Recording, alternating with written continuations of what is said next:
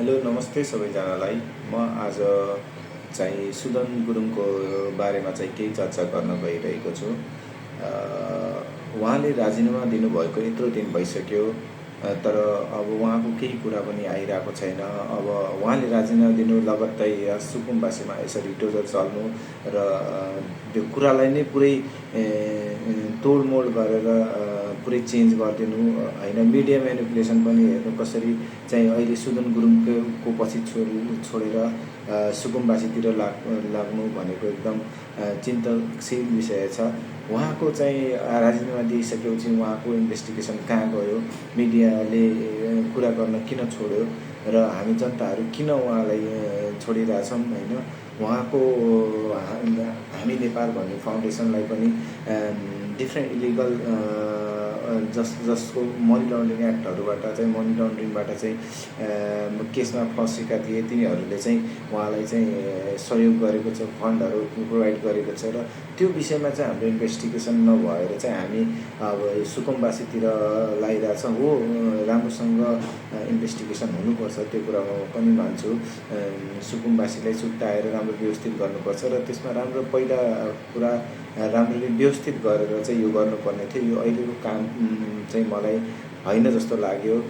एउटा proper planning हुनुपर्छ, proper planning अनुसार नै यो चाहिँ व्यवस्थित हुनुपर्छ जस्तो लाग्छ। र रह्यो कुरा सुदन गुरुङज्यूको, उहाँले चाहिँ उहाँको बारेमा चाहिँ राम्रो इन्भेस्टिगेसन हुन्छ। हामी जस्तो जनताहरूले, मिडियाहरूले उहाँलाई प्रश्नहरू उठाउनुपर्छ। मलाई कता न कता यो हामी प्रश्नहरूबाट उहाँलाई प्रश्न उठाउनुबाट पन्छिरहेछौँ भने जस्तो लागिरहेछ। न मिडियाले उठाइरहेछ, न त आम जनताले उठाइरहेछ। हामीहरू कसरी डाइभर्ट भइसकेका छौँ यो कुरा हामी प्रष्ट देख्न सक्छौँ। सो मेरो रिक्वेस्ट छ, हामी कसैलाई पनि प्रश्नको घेराबाट छोड्ने छैनौँ, न जनता छोड्नेछौँ न मिडिया। र मिडियाको एउटा कुरा भन्नुपर्दा रुटिन अफ नेपाल बन्द लगायत जस्ता मिडियाहरू पनि एकदम बायस जस्तो देखिरहेको छ। मैले स्टिल हो, सबै मान्छेले एउटा गल्ती गर्छ, ठिक छ, गल्तीको माफी पनि हुन्छ। सबै राम्रो काम गर्छ भन्ने पनि हुँदैन। तर मैले रुटिन अफ नेपाल बन्दलाई एउटा पनि अहिलेसम्म अहिलेको सरकारको बारेमा आलोचना गरेको सुनेको पनि छैन र पढेको पनि छैन त्यो रुटिन अफ नेपाल बन्दमा। यस्तो त पोसिबिलिटी हुनै सक्दैन। यति पक्षपाती पनि हुनु हुँदैन जस्तो लाग्छ मलाई। उहाँहरूले पनि केही आलोचना गर्नुपर्छ, सही तरिकाले एकदम लजिस्टिक आलोचना गर्नुपर्छ मलाई लाग्छ। र उहाँहरूबाट केही पनि देखिएको छैन। यो एकदम गलत हो र रुटिन अफ नेपाल बन्दलाई पनि हामी चुनौती दिन चाहन्छौँ। तपाईँले पनि एकदम यो पक्षपाती चाहिँ गोरी मिडिया जसरी चाहिँ मिडियाबाजी नगर्नुहोस्। एकदम तटस्थ भएर मिडिया गर्नुहोस्। मिडिया र जनता एक भयो भने मात्र देश विकास हुन्छ, नत्र देश विकास हुन सम्भव छैन। सो हामी जनताहरूलाई पनि एकदम सचेत हुन आवश्यक छ।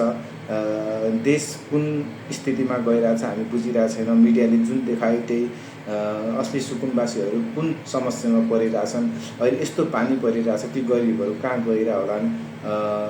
हाम्रो देशमा माया करुणा भन्ने कुरा नै हराइसक्यो जस्तो लागिरहेछ मलाई।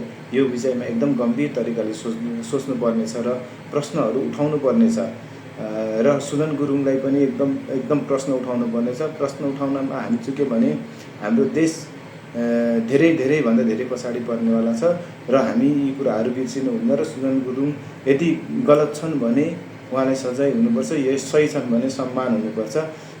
हामीले तटस्थ भएर आफ्नो मूल्याङ्कन आफूले बुझेर प्रश्नहरू उठाउनुपर्छ र यसरी मिडिया म्यानिपुलेसन हुनु भएन। सो म यति नै भन्न चाहन्छु। जय नेपाल, देशको भलो होस्। हामीलाई अन्तिममा चाहिएको भनेको देशमा आर्थिक विकास होस्, भ्रष्टाचार न्यूनीकरण होस् होइन, देशमा रोजगारी पाओस् होइन, देशमा शान्ति होस्, समृद्धि होस्, यही नै चाहिएको हो।